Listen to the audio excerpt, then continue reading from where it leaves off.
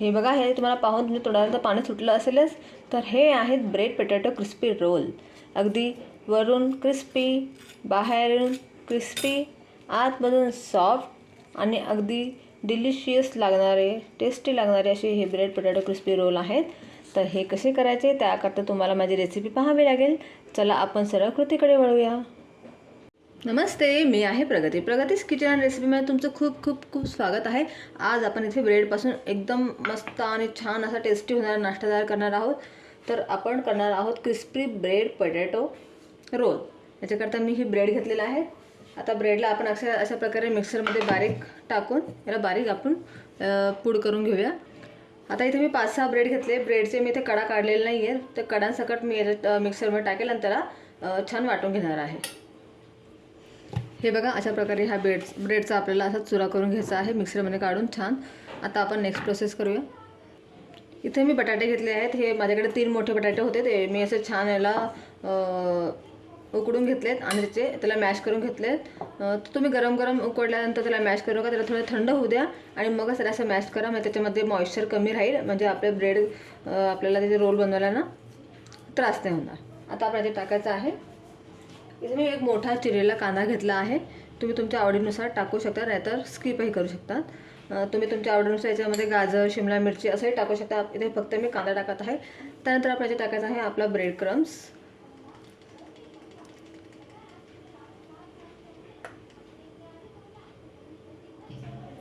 मग आपण याच्यात टाकायचं आहे आपले मसाले.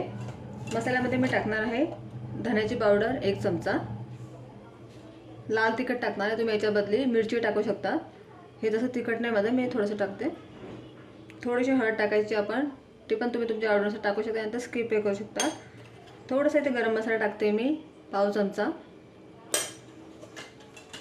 थोडीशी इथे टाकते मी आमचूर पावडर. याच्यामुळे छान टेस्ट येते, तुम्ही नक्की टाका. आणि आपल्याला छान मिक्स करायचं आहे. हे बघा,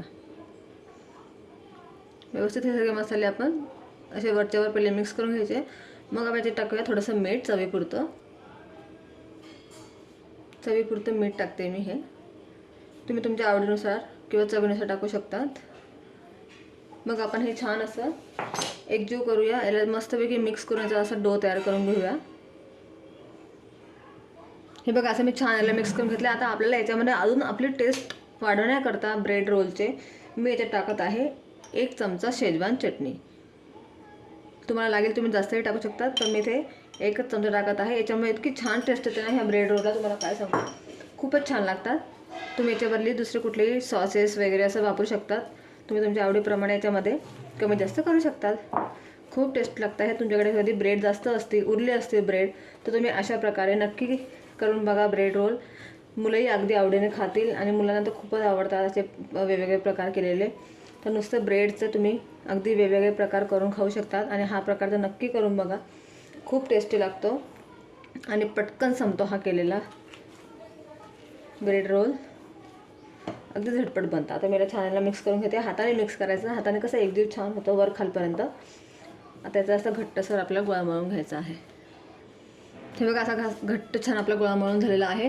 आता आपण याचे रोल बनवून घ्यायचे. तुम्ही याला टिक्कीचा आकारसुद्धा देऊ शकता. तुम्ही तुमच्या आवडीप्रमाणे याला आकार देऊ शकतात. इथे मी असा रोल करते, म्हणजे मी याला असे, तुम्ही गोलही करू शकतात, तुम्ही असाही आकार देऊ शकतात, लांबट गोल. हे बघा, किंवा त्याला असं पॅटीससारखं पण तुम्ही आकार देऊ शकतात. तुम्हाला आवडेल त्या प्रकारे तुम्ही आकार द्या. आता मी असा देते. हे बघा, असे मी सगळे बनवून घेते. मग पुढची प्रोसेस करूया. आणि तुमचं हे असं छान घट्ट असा गोळा तुमचा झाला पाहिजे. म्हणजे कसं आहे, असं केल्यामुळे ना ते तसं तेलही पिणार नाही आणि तेलामध्ये असं सुटणारही नाही तळताना. अगदी आतमधून सॉफ्ट आणि बाहेरून क्रिस्पी बनतील आपले ब्रेड रोल. हे बघा, अशा प्रकारे मी सगळे करून घेते. हे बघा, अशा प्रकारे मी इथे सगळे असे रोल तयार करून घेतलेले आहेत. एकाच आकाराचे तुम्ही गोलही करू शकता किंवा पॅटीसचा आकारही देऊ शकता. आता आपण नेक्स्ट स्टेप करूया.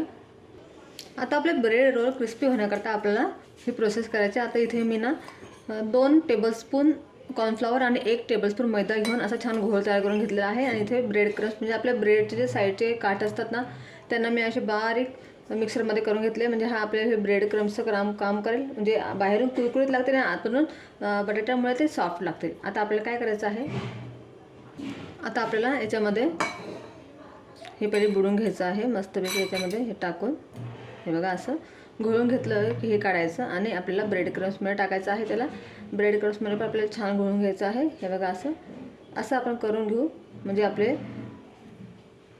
ते छान आतून सॉफ्ट आणि बाहेरून क्रिस्पी होतील. हे बघा असे आपल्याला करून घ्यायचे आहे. मग नंतर आपण पुढची प्रोसेस करूया. तुम्हाला अजून एक करून दाखवते मी. आपल्याला ह्याच्यामध्ये टाकायचं, छान असं याला कोट करायचं. हे बघा, म्हणजे आपल्याला हे ब्रेड क्रम्स छान याला चिपकायला पाहिजे ना, त्याच्यामुळे आपल्याला असं ही प्रोसेस करायची आहे. असं याला छान असं मिक्स करून घ्यायचं आणि मग आपल्याला काढून घ्यायचं आहे. अशा प्रकारे मी सगळे करून घेते. हे बघा इथे मी छान असे मस्त यांना तयार करून घेतले. आता असं तयार करून घेतलं म्हणजे आपल्याला पुढे करायला वेळ लागत नाही प्रोसेस. आता आपण याला डीप फ्राय करूया. हे वरतून छान क्रिस्पी लागतील आणि आतून सॉफ्ट लागतील असे केल्यामुळे. आता आपण याला डीप फ्राय करूया. इथे मी कढईत तेल ठेवलेलं आहे. तेल आपल्याला जास्त गरम पण नाही होते आणि जास्त आपल्याला गॅसची फ्लेम लो पण नाही. आपल्याला गॅसची फ्लेम ती मिडियम ठेवायची आहे. म्हणजे तेल आपलं जास्त गरम राहिलं तर आपले हे ब्रेड रोल आहेत ना वरतून फक्त क्रिस्पी होतील, आतमध्ये ते कच्चे राहतील. आणि जास्त आपण मंद आच ठेवली तर ते जास्त तेल पिकतील. त्यामुळे आपल्याला मीडियम फ्लेमवरती तेल गरम करायचं आहे. आता माझं तेल गरम झालेलं आहे छान. आता मी हे एक एक टाकून घेईन. तुम्ही अशा प्रकारचा इकडे झारा घ्यायचा आहे तळायला. हे बघा आता आपण टाकून घ्यायचे आहे. तेल आपल्याला अगदी मीडियम फ्लेमवर गरम करायचं आहे आणि हे आपल्याला टाकायचे आहेत.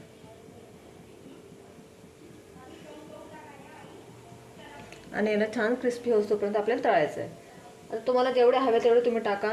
बाकीचे तुम्ही एअर टाईट डब्यामध्ये पॅक करून फ्रीजमध्ये ठेवू शकता. तुम्हाला जेव्हा हवे तेव्हा तुम्ही काढून ते तळून एन्जॉय करू शकतात. आता इथे मी बाकीचे राहू देणार आहे आणि थोडेफार तळणार आहे. छान आपण तळून घेऊया.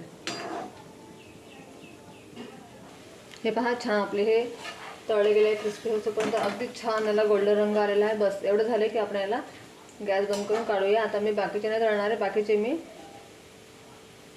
अशा एअरटाईट डब्यामध्ये मला ठेवले आहेत. हे बघा जेव्हा लागेल तेव्हा मी याला काढेल आणि याला मी फ्राय करेल. तुम्हाला जेवढे लागेल तेवढं तुम्ही तळू शकतात आणि नंतर पण तुम्ही याला काढून एन्जॉय करू शकतात. आता आपण हे काढून घेऊया. हे बघा किती मस्त याला छान अगदी गोल्डन कलर आलेला आहे. जास्त याला डार्क पण कलर नाही करायचा आहे. छान तेल नितरून घ्यायचं आहे आपल्याला.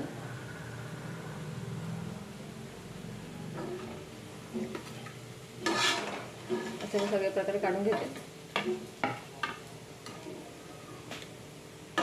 बघा छान याला कन्सिस्टन्सी आलेली आहे. एकदम मस्त कलर दिसतोय आणि खायला पण खूपच छान लागतं हे.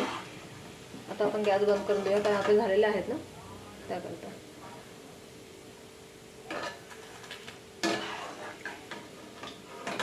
दिसायला पण खूप छान दिसतात. मुलांनाही खूप आवडते ही रेसिपी. मुलं बघूनच खूप खुश होतील आणि खूप टेस्टी लागतात. अगदी कमी साहित्यामध्ये झटपट तयार होते आणि पटपट संपते. आता आपण याला सर्व करूया. हे बघा अशा प्रकारे तयार आहेत आपले क्रिस्पी ब्रेड पोटॅटो रोल. किती छान दिसत आहेत. अगदी छान क्रिस्पी. बघा वरतून पाहायला छान मस्त असा क्रिस्पीनेस आला. तुम्ही आवाज ऐकू शकतात. हे बघा वरतून क्रिस्पी आणि आतमधून अगदी सॉफ्ट असे. बघा ते छान दिसत आहेत. तुम्ही याच्यामध्ये चीज पण टाकू शकतात. खूपच छान लागतील. आता मी चीज नाही टाकलेलं आहे, बिना चीजचे केले आहे. तुम्ही तर बघितलेच आहे.